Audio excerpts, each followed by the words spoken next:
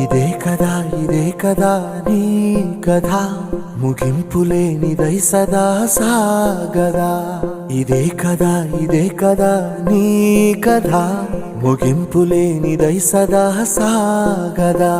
నీ కంటి రెప్పలంచున మనస్సు నిండి పొంగిన ఓ నీటి బిందువే కదా నువ్వెతుకుతున్న సంపద. ఒక్కొక్క జ్ఞాపకానికి 100 ఏళ్ల ఆయువుందిగా, ఇంకెన్ని ముందు వేచనో అవన్నీ వెతుకుతూ పదా. మనుష్యులందు నీ కథ మహర్షిలాగా సాగదా.